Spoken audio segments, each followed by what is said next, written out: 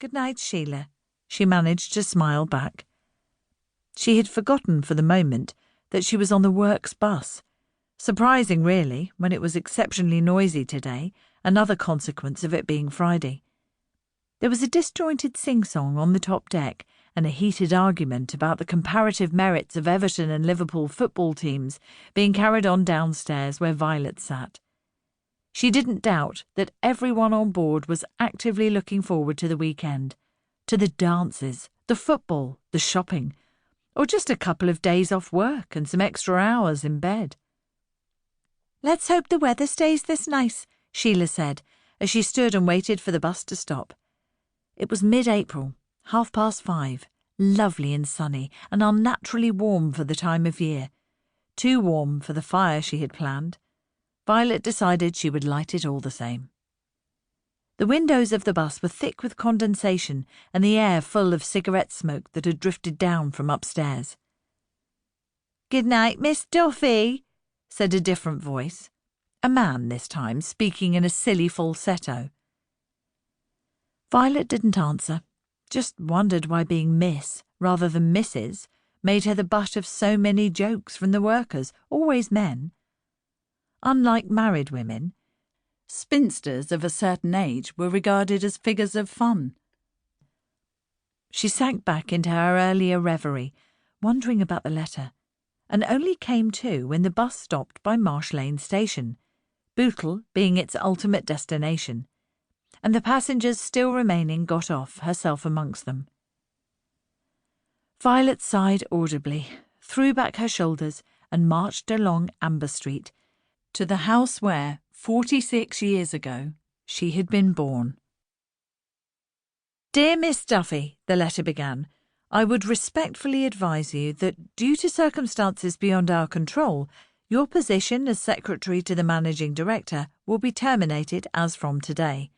Your salary for this week is enclosed with this letter, plus a further week's salary in lieu of notice. I would like to thank you for your long service to the company and wish you good luck in your future employment. A reference will be provided if required." The letter was signed by Robert Hill, Personnel Manager, another newcomer to Briggs Motors. Violet sank back in the armchair, and the letter fluttered to the floor. Sammy was perched on the back of the chair, purring loudly. Her worst fears had been realised. On Monday morning, there'd be no need to set the alarm for 6:45, put on the clothes that she'd left neatly folded on a chair the night before, eat her usual cornflakes, then make her way to Marsh Lane Station in order to catch the special bus to Briggs Motors on the East Lancashire Road. Her heart was beating so loudly and so violently, she felt sure it was about to burst out of her breast. The factory had become as much part of her existence as the place where she lived and the church where she prayed.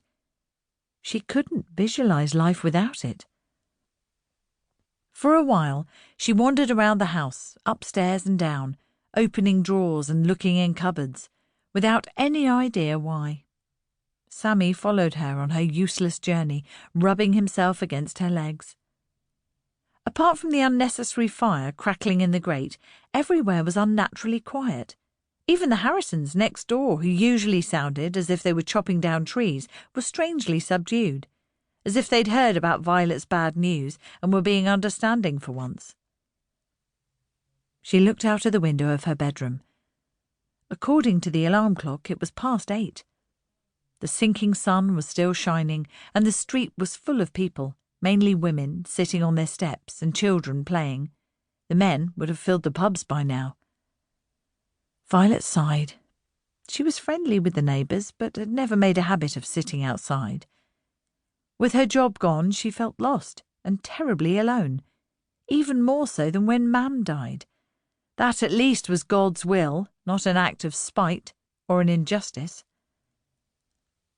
She sighed again, moved away from the window and opened the wardrobe that was still full of her mother's clothes. She was assailed by the smell of mothballs and began to cry, wishing with all her loudly beating heart that Mam were still alive. Mam would threaten to go to Briggs Motors and tear the management apart limb by limb, then stamp on their hearts.